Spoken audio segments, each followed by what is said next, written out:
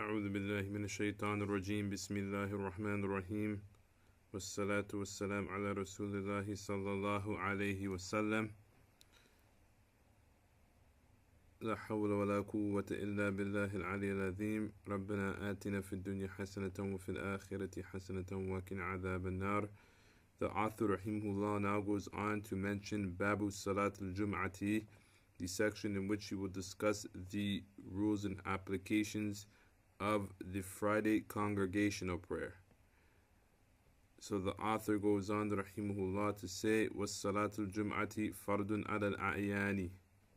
The first thing he mentions is that the Salatul Jum'ati is fardun ala al-a'yani, meaning that it is a fard ayn for whoever it is obligatory for them to perform, meaning that it is not a fard kifaya, it is not one of those fards that it is not one of those obligatory acts that if a person were to do it, then it would the obligation would be removed from the rest of the people, but it is an individual obligation.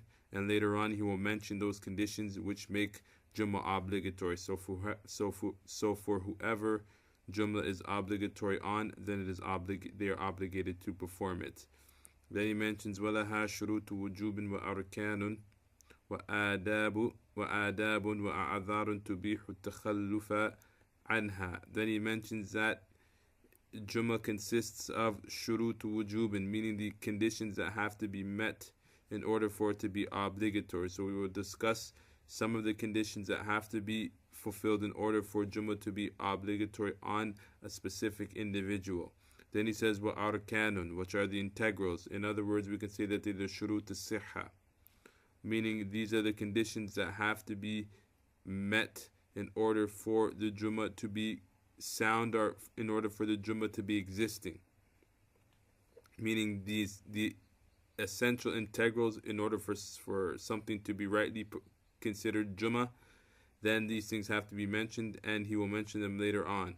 وَآدَابٌ, and he will tell you about the adabun, generally referring to the way in which it should be carried out, the recommended things that should be done on the day of Jumu'ah for the sake of Jumu'ah. وَأَعْذَارٌ تُبِيحُ التَّخَلُّفَ عَنْهَا, and also the valid excuses in which it is permissible for a person not to attend Jumu'ah if Jumu'ah is obligatory. So in a case when Jumu'ah is obligatory on somebody, there are some cases in which it is permissible for them not to attend, and he will mention them. So the first category that he's going to cover is فَأَمَّا شُرُوطُ وُجُوبِهَا فَسَبْعَةٌ. As for the شُرُوطُ وُجُوبِهَا, they are 7. The first one he mentions is al-Islamu. So in order for it to be obligatory on a person, they obviously have to be a Muslim.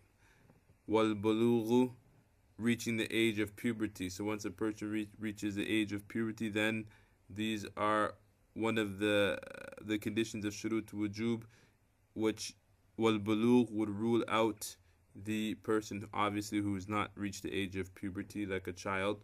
Wal-aqlu, meaning that a person has a sound intelligence, that they can hear and they can understand, and that they don't have any mental deficiencies. Otherwise, Jumu'ah is not obligatory on them. وَالذُّكُورِيَّةُ, and to be a male is another condition, which means that it's not obligatory for women to attend the Jumu'ah prayer.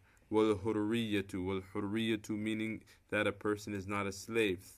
In other words, if a person was a slave, then Jumu'ah would not be obligatory on them. وَالْإِقَامَةُ means that a person is muqim fil balad, meaning that he is a resident, which is contrary to a traveler. A person who is traveling through a town in which he is a traveler and Jumu'ah occurs, Jumu'ah is not obligatory on him. وَالصِّحَّةُ, also to be healthy, not sick. So a person who is sick, to the point that it would be very difficult for him to attend Jumu'ah, like maybe a person who has a very serious fever in the middle of the winter, or a person who has some type of sickness that has caused him to be bedridden, then in that case, Jumu'ah would not be obligatory. So any one of these conditions, in order for the Jumu'ah to be obligatory, all of these conditions have to be there. If one of these conditions are missing, then Jumu'ah wouldn't be obligatory. So for example, a Muslim who would reach the age of puberty, who had a sound intelligence, who was not a slave, who was a resident, and who was sound, but it's a female. Then in this case, Jumu'ah is not obligatory because one of the conditions is missing. Then he goes on, he says, وَأَمَّا أَرْكَانُهَا فَخَمْسَةٌ. The integrals of Jumu'ah, he says, الْأَوَّلُ الْمَسْجِدُ الَّذِي يَكُونُ جَامِعًا.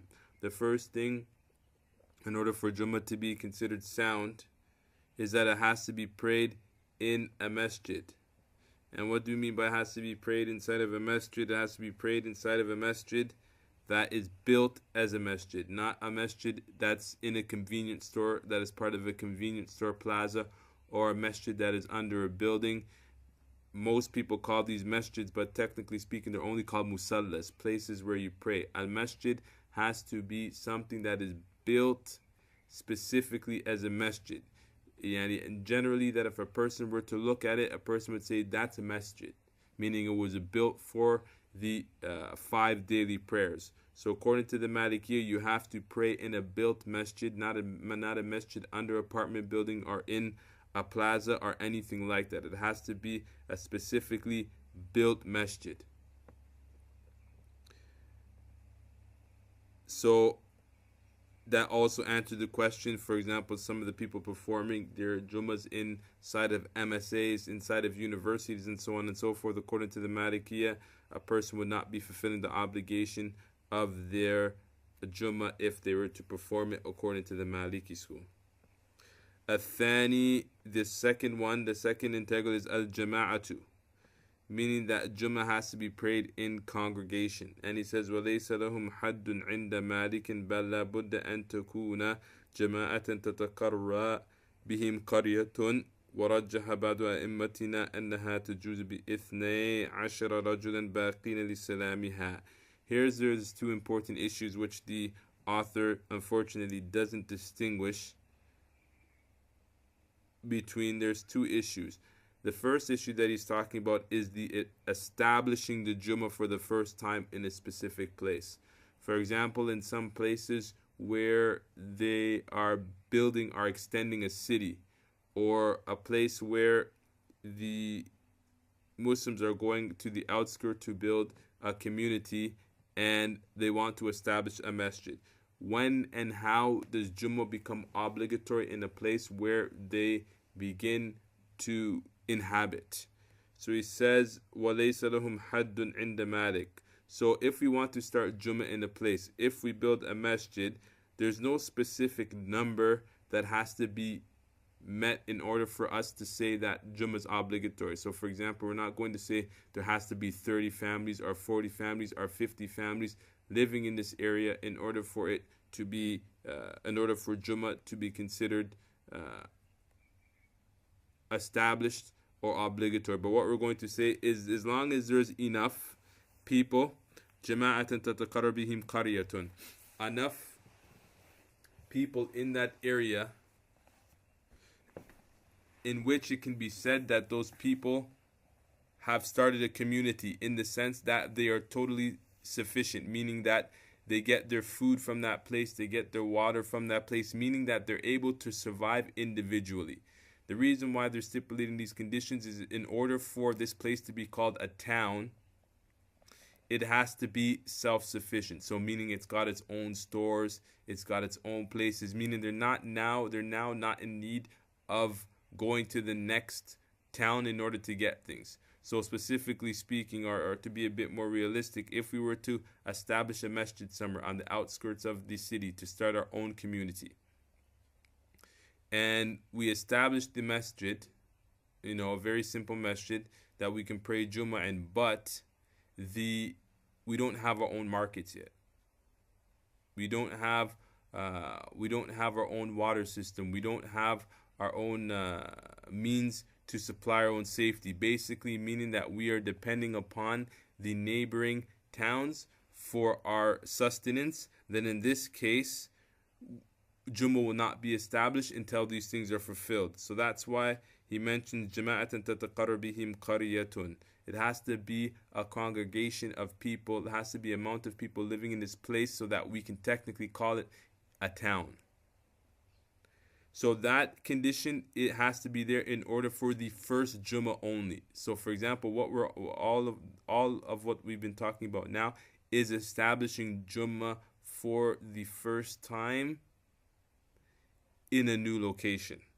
And then he says, وَرَجَّحَ بَعْدُ أَئِمَّتِنَا أَنَّهَا تَجُوزُ بِإِثْنَيْ عَشَرَ رَجُلًا بَاقِينَ لِسَلَامِهَا. The mas'ala that he's talking about here now is the every other Jummah after the first Jummah.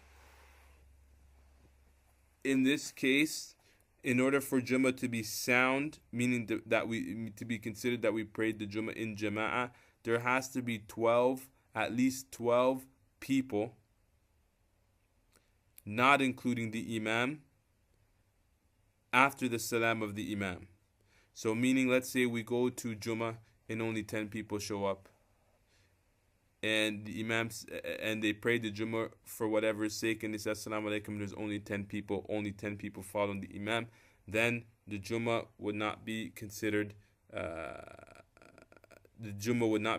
sound. There has to be 12 people behind the Imam from the beginning to the end, and that's why it says بِإِثْنَيْ عَشَرَ رَجُلًا بَاقِينَ لِسَلَامِهَا, which also means that, for example, if let's say we establish the city and for whatever reason Thursday night half of the town decided to get up and leave. So when Jummah came around, before Jummah, we seen that once Jummah started, there was only 7 people who attended the Jummah. And what we mean by the people attending the Jummah, we mean the people who it's obligatory for them to attend Jummah. So we're not including women, and we're not including children. So 7 men to whom Jummah is obligatory on are the only ones left remaining in this place. Then in this case, Jummah wouldn't be considered obligatory anymore, because they don't have 12 people to fulfill the condition. Another view, or another way of looking at this too, is let's just say that we were doing Jummah and there was 15 people, but during the Jummah, 4 of them broke their wudu, and so they went to go make wudu, and the Imam said salam, and there was only 11 people left. Then in this case, Jummah would have to be repeated, because there has to be 12 people baqina lis-salamiha that have to be there until the salam has been fulfilled. Until the salam has occurred, meaning the salam of the Jummah, meaning the exit or the finishing of the prayer of the Jummah. Otherwise, it wouldn't be sound. الثالث, the third condition, the third integral, is الخطبة الأولى وهي ركن على الصحيح وكذلك الخطبة الثانية على المشهور. Yani that there has to be 2 khutbahs. Part of the integrals of Jummah is that it has to consist of the 2 khutbahs. So let's say, for example, if and what we mean by khutbahs is we mean Arabic khutbahs. It has to be done in Arabic language. It can't be done in any other language. So for example, if a khutbah was done in English and then they stood up and they prayed the Jummah prayer, then the Jummah prayer wouldn't be sound, because the khutbah, the first khutbah and the second khutbah have to be there, and they have to be done in English language. So the best way to do the Jummah in our times is to have a person stand up beforehand and speak in English as he pleases. Then to actually start the Jummah after by having the 2 recitations of the khutbah in Arabic, and then the Jummah prayer right after. But they should not just, it wouldn't be sound if a person was just to speak in English and then pray the Salatul Jummah. It would not be considered valid. So again, the best way of doing it is to give a speech at the beginning in English if a person wishes, then to do the 2 khutbahs, and then to say the Jummah prayer. So that's why he says وَكَذَلِكَ الْخُطْبَةُ الْخُطْبَةُ الْأُولَى وَهِيَ رُكْنٌ, it's a rukn على الصحيح according to the sound opinion. وَكَذَلِكَ الْخُطْبَةُ الثَّانِيَةُ على المشهور. So in reality, both of the khutbahs are considered integrals.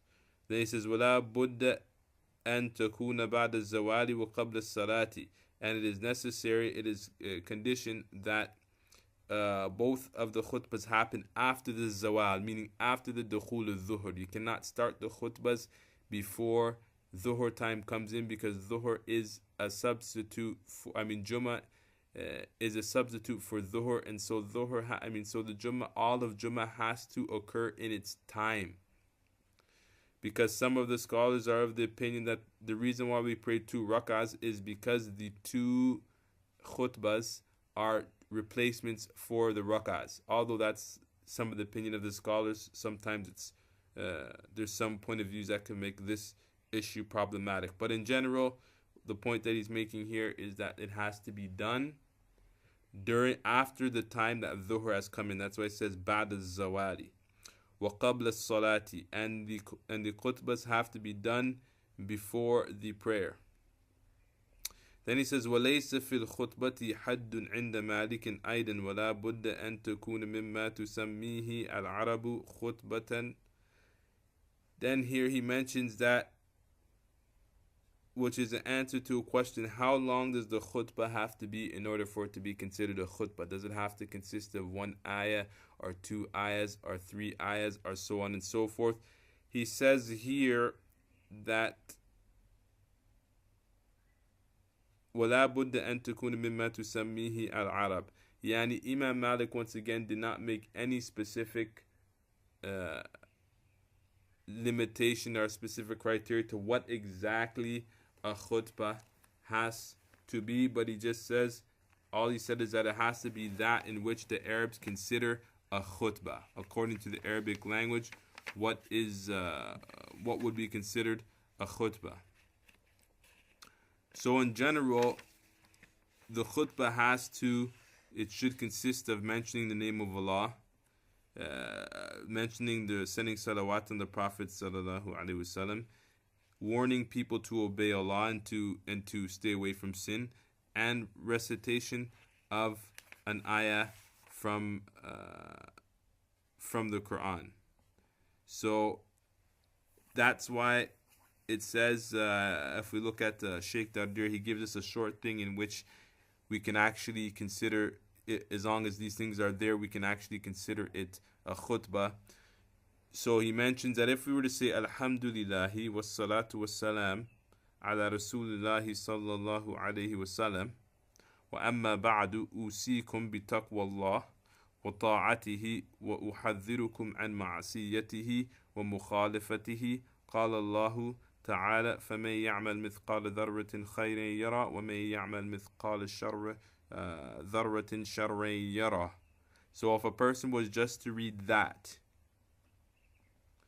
in both of the khutbahs, meaning read that in the first khutbah, read that in the second khutbah, that technically speaking would be considered a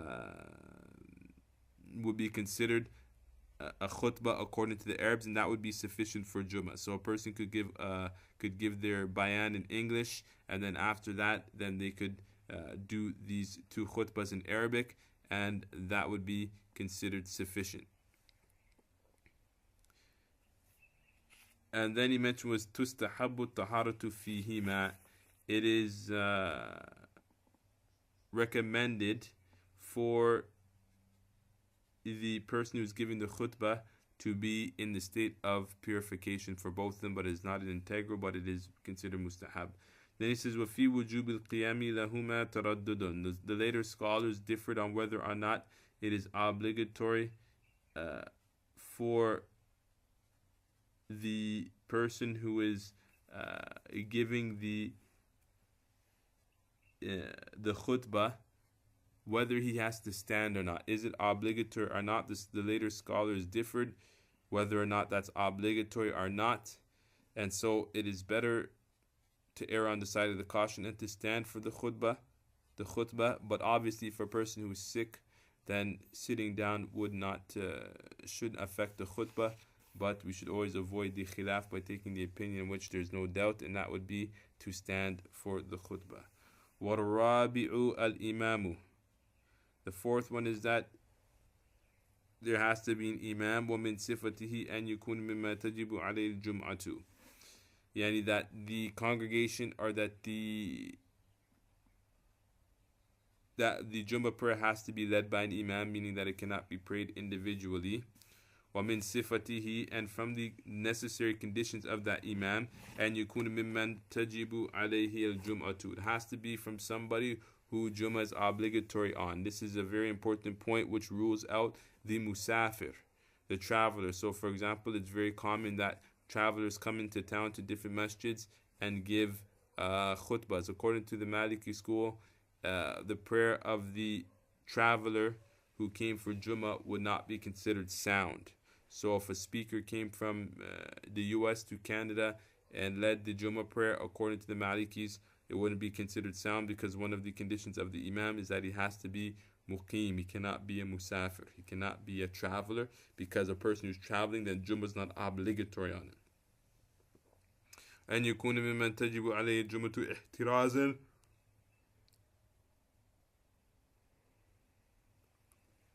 and he mentions this condition, as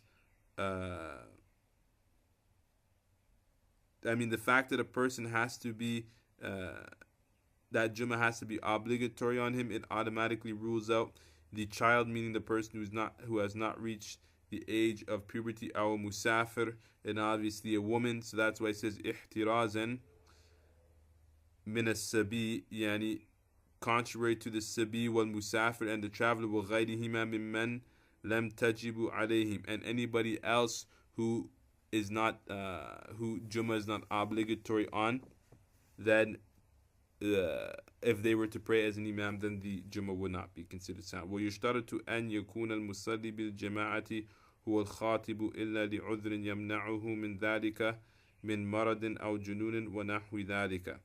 It says here also, it is also a necessary condition that the person who is praying bil jama'ati, meaning the Imam who is praying with the jama'ah, هو الخاطب إلا لعذر, that he must be the one who is giving the sermon in Arabic. So for example, you can't give one person can't give the khutbah and another person lead the Jummah prayer. Although it is permissible, like we said, if a person's given an English bayan, in reality that has nothing to do with the Jummah. So if you had a person come from out of town, they can give the English bayan, but the local person should read the two khutbahs and lead the prayer. So that's what he says here, هو الخاطب إلا لعذر. So the person who is praying should be the same person who's doing the sermons, except if there's an udhr, except if there's a valid excuse, يمنعه من ذلك من مرض أو جنون. Let's say, for example, the person who gives the khutbahs but he cannot pray. For example, he cannot make sujood, or he's very sick for one reason or another. There's something that prohibits him from doing the prayer. Then in this case, that can be overlooked and it would be permissible. إلا لعذر يمنعه من ذلك من مرض أو جنون ونحو ذلك. Like a person who's sick, or who becomes sick during the khutbah, or something happens to him in which he cannot lead the prayer, then that's okay. Then he says ويجب انتظاره للعذر القريب على الأصح. If there's a udhr that is qarib, meaning if a person, the ulama separated between an excuse that cannot be fixed and an excuse that can be fixed closely or after a short period of time. For example, let's say the Imam has a nosebleed. It's a matter of fact of him going downstairs, cleaning his nose and removing the blood, then coming back up. Then they say in this case it's obligatory for us to wait for the Imam to come back. But in the case where it's not qarib, where it's ba'id, meaning that it is not assumed that the thing that is prohibited is going to go away anytime within the Jummah period, then in that case it's acceptable for another person to lead the prayer. Al-Khamisu, the fifth one, موضع الاستيطان فلا تقام الجمعة إلا في موضع يستوطن فيه. The fifth condition is that it has to be a mawdi'ul istitana. Here he's referring to that it has to be done within the city boundaries. So the Jummah cannot be performed out somewhere, let's say on a campsite. It has to be performed within the city boundaries. That's what he means by موضع الاستطانة فلا تقام الجمعة إلا في موضع يستوطن فيه. And so it is not to be performed in a place where there's no residency. And then he says ويكون محلا الإقامة يمكن مثوى فيه بلد كان أو قرية. Here the author mentions something which he did not need to mention, but he mentioned it anyways. ويكون محلا الإقامة, and that it has to be in a place in a place in which there is residence. But that is, he mentioned this actual thing beforehand. يمكن مثوى فيه بلدا أو كان أو قرية. And I mentioned this point before, that what we mean by in a town place is that they are totally self-sufficient, in that everything that they need, they have their own markets and so on and so forth, to the point that they can actually be called a town. So the author didn't have to mention it. The simple thing he could have just said is إلا في موضع يستوطن فيه. Just simply means that it has to be the Jummah has to be performed within a town and cannot be performed outside of it. And that's the end of the author mentioning the 5 things mentioned about the arkan of Jumu'ah.